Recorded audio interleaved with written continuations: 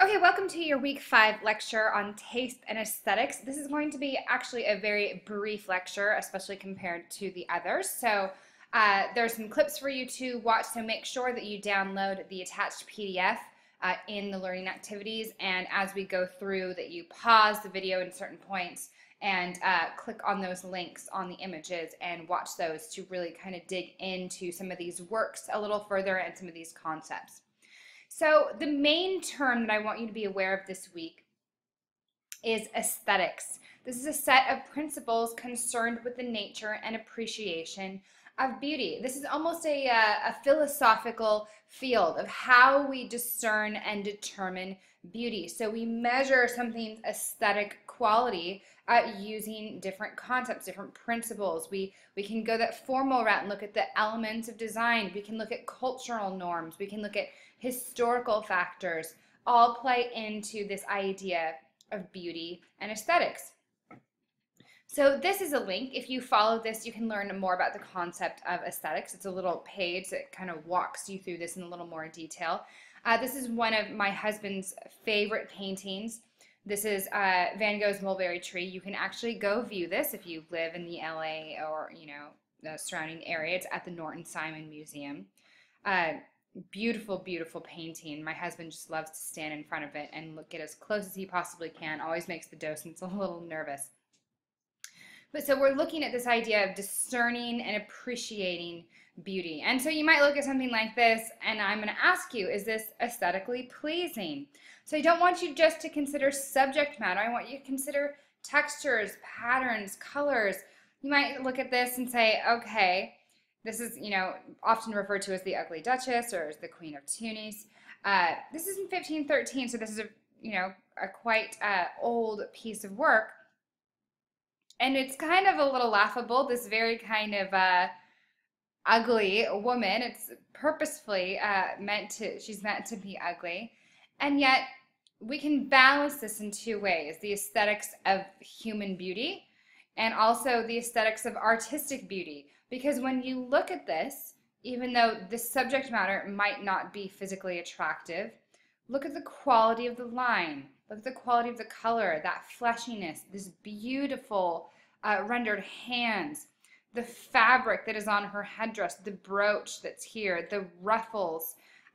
There's a lot here that we could say is aesthetically pleasing.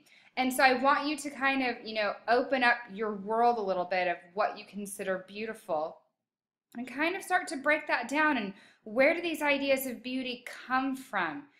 What in our macro and micro cultures, as we talked about in the first week, lead us to discern these ideas and interpret beauty?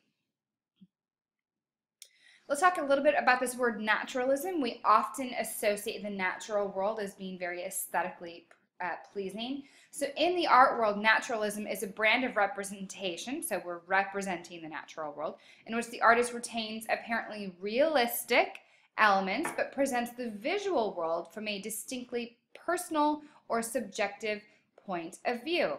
And so when we're talking about a subjective point of view, they're taking this natural beauty out in the world, and they're not necessarily changing it, but they're presenting it to us in a way that is a little bit different. And Edward Weston, I think, is a perfect example of this.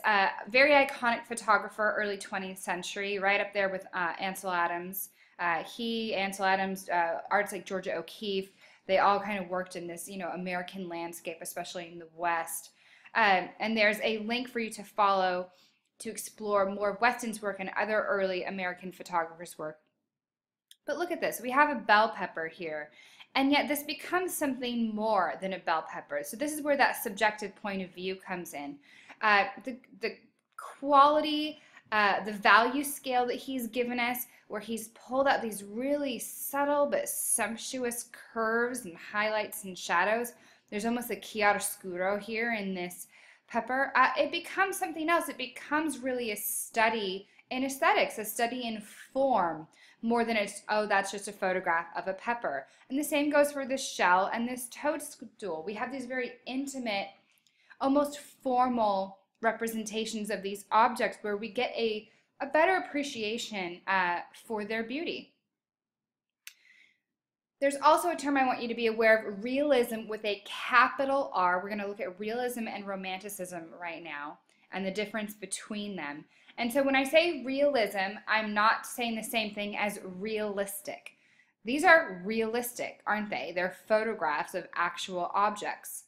But they're not what we call realism with a capital R. This is an artistic movement. So this was a tendency to render the facts of existence, but specifically in the 19th century, this was a desire to describe the world in a way that was unadulterated by the imaginative and idealist tendencies of the romantic sensibility. And so we'll look at romanticism in just a second. But we have this Millet painting, the Angelus. And we have this kind of very quaint, humble scene of these two figures, which we assume are this is the end of the day. The Angelus was, kind of a moment where the bell would ring at the end of the day. The workers in the fields would kind of stop and pray and thank God for the harvest, for the work they've been able to do.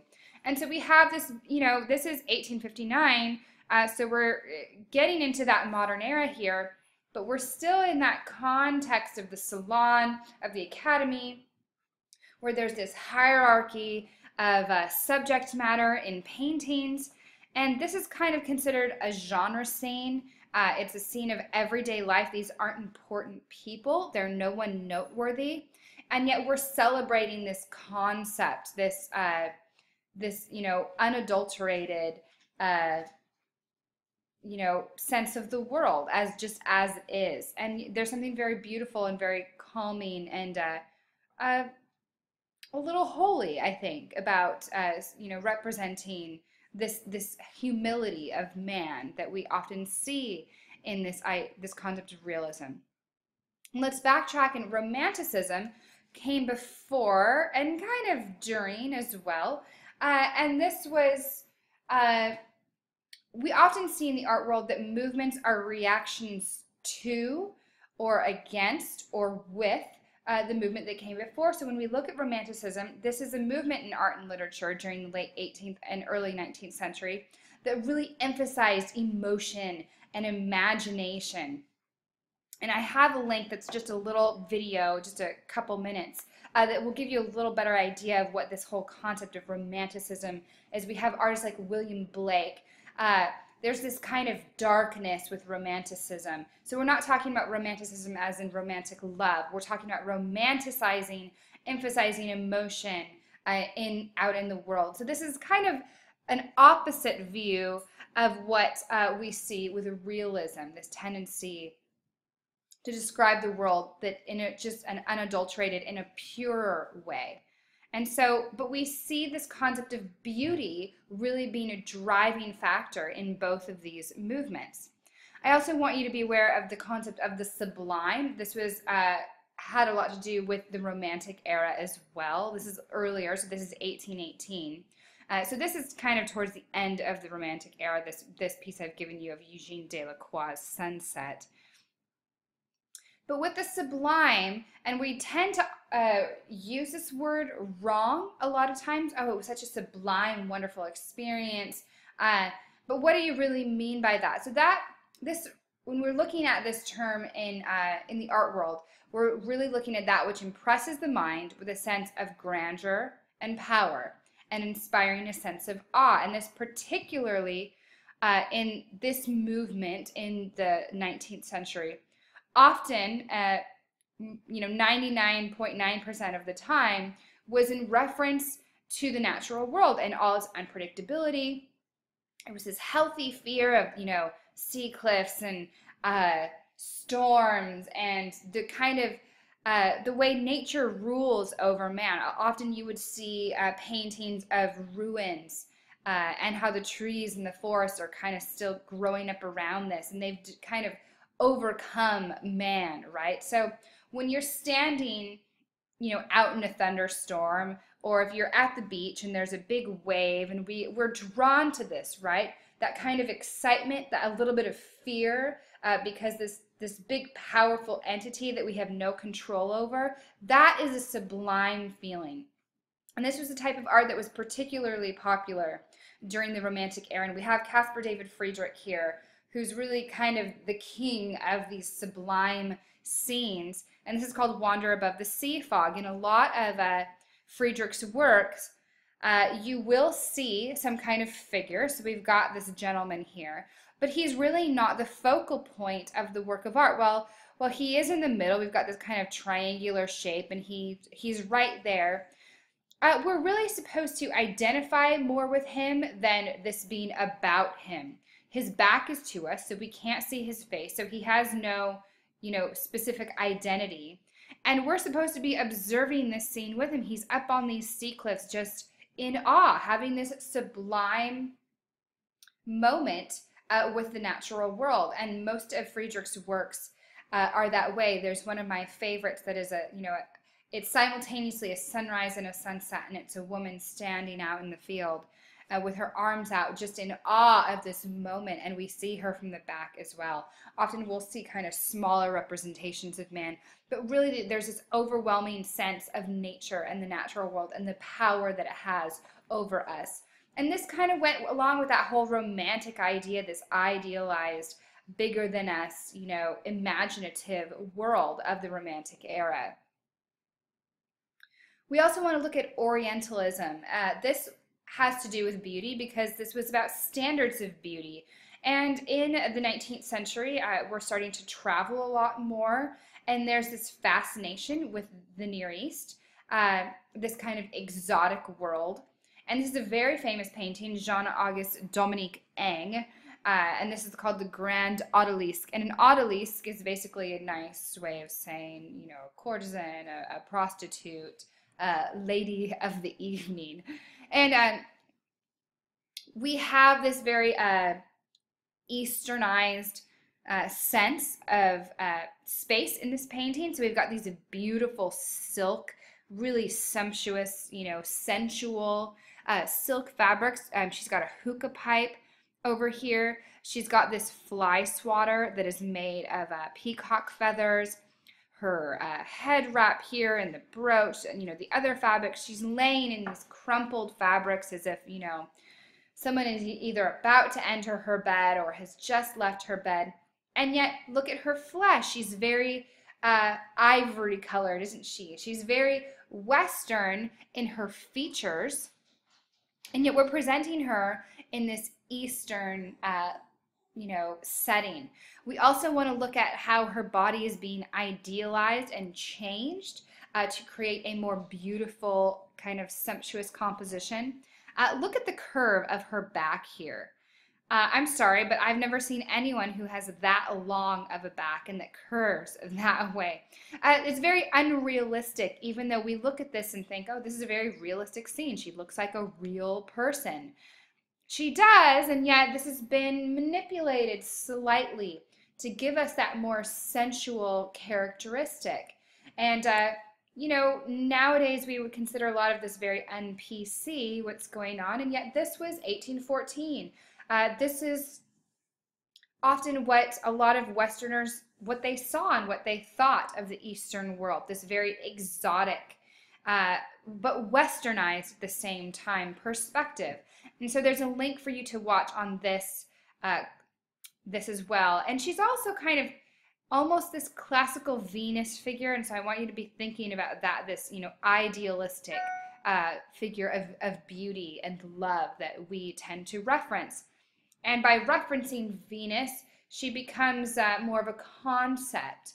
And so eroticism gets excused a lot in the art world when it's kind of veiled in this idea of classicism and beauty, right? So that's something we have to be aware of. Okay, I want to talk a little bit about representational versus non-representational art, because a lot of times the concepts of beauty are labeled, something is beautiful if we can recognize what it is, and if it's not and we can't recognize it, well, sometimes people don't consider it beautiful or don't consider it art. But beauty is a very broad concept, and so we have to kind of open up the box a little bit here.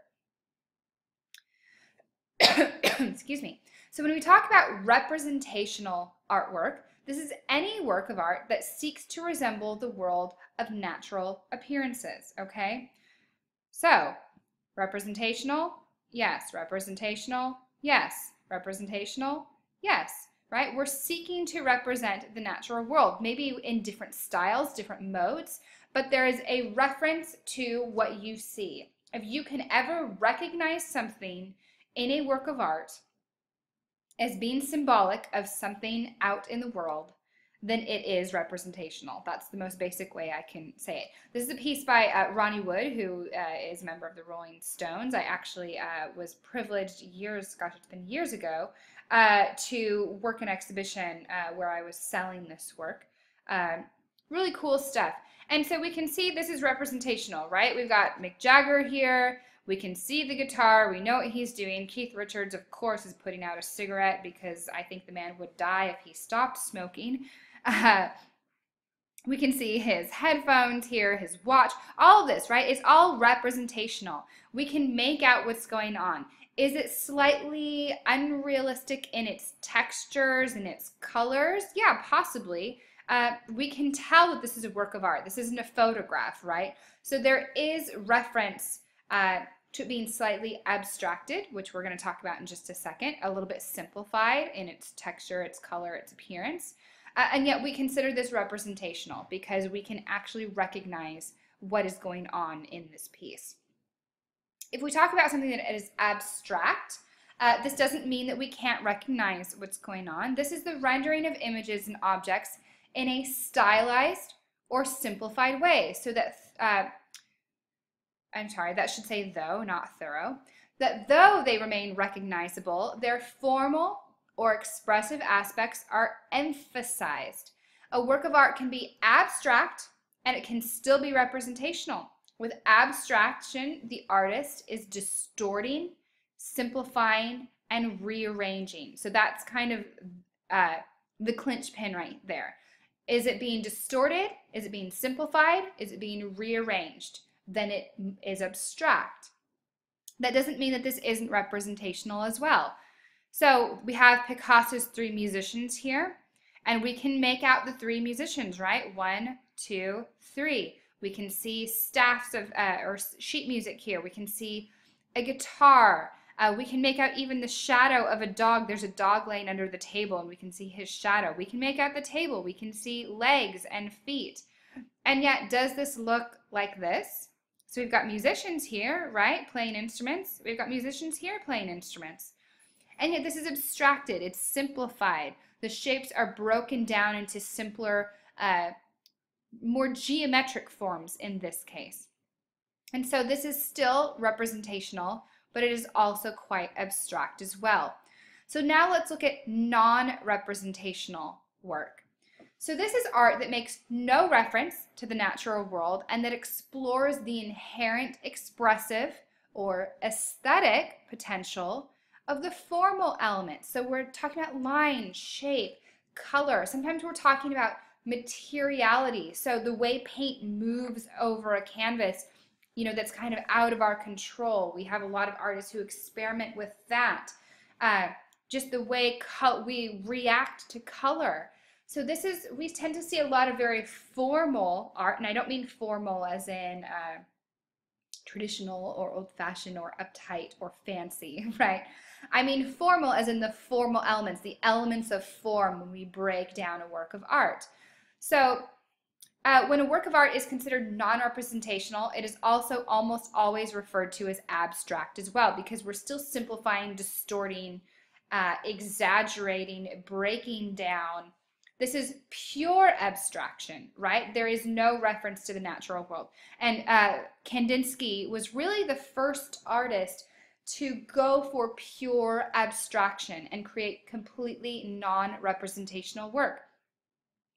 He referenced music a lot. He referenced kind of ancient ideas of color and how we react to them. Yes, we can see geometric shapes here, circles and triangles, etc., angles, but there's nothing in the natural world that he's actually referencing here. And Kandinsky was also really interested in music. He was very into jazz at one point, and so there's almost this reference of creating sound, what sound would look like, what this type of music would look like.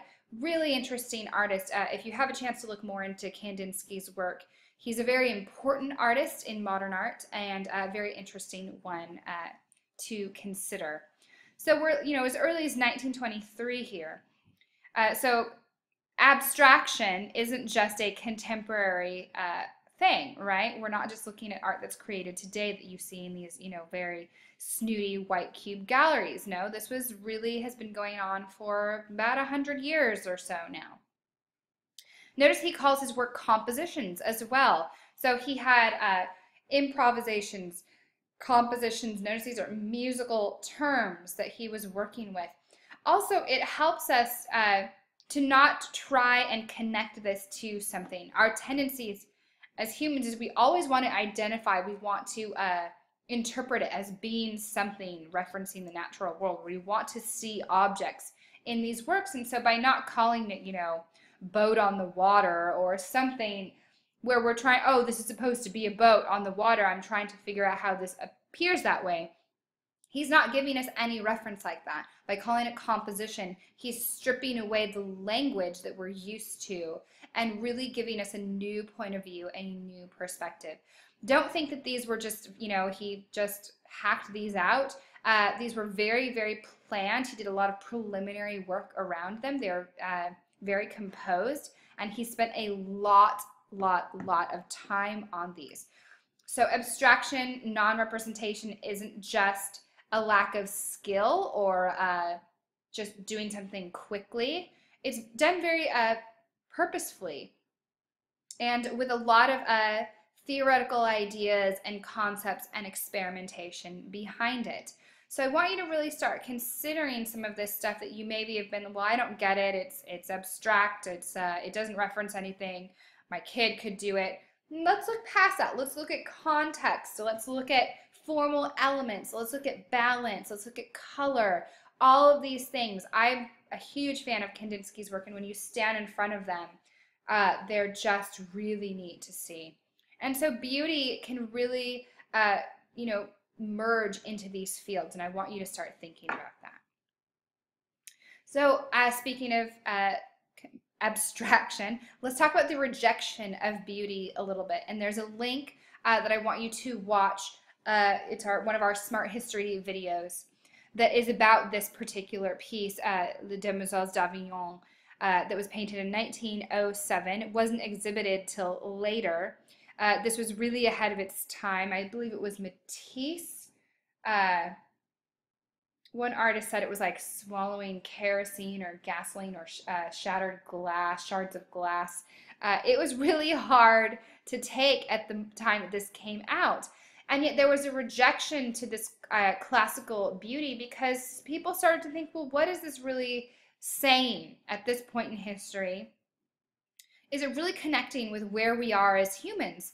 And I want you to start thinking, even from a Christian perspective, about beauty in brokenness, about honesty, and how we, beauty becomes much more of a concept and an idea and almost a response than just visual. Beauty isn't just visual, right? We can have a beautiful story. We can have a beautiful piece of music. We can have a beautiful idea, a beautiful moment, right? And so artists started to work with this as well and look at, is art just supposed to be all about beauty? Does an artwork have to be beautiful? Can it be something else? And then can the moment of that aha moment be beautiful? And to make sure you watch this clip, it's really going to dive into this piece and what was going on, what Picasso was doing here. Another piece I want you to look at, and we have another link that will, it's just a web page that will tell you a little bit more about this work by Salvador Dali.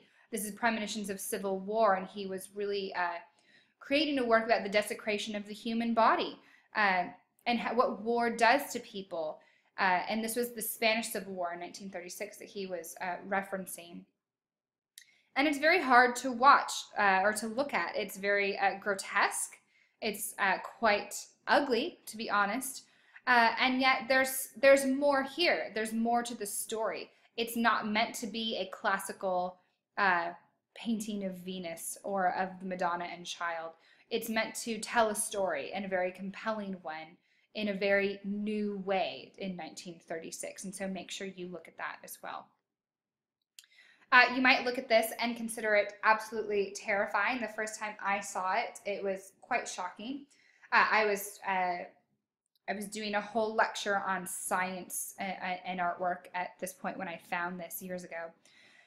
But I want you to follow this link and find out more about this artist and her work. This is a contemporary artist named Patricia Piccinini. This is called The Young Family, and she references things like the Human Genome Project, and stem cell research and genetic modification, all of these types of things, and kind of asks us where the line is, of what it would look like if we cross this line. There's a lot going on here. These are sculptures, so they're very real looking, really cool work. A little bit scary, but kind of beautiful in their own way.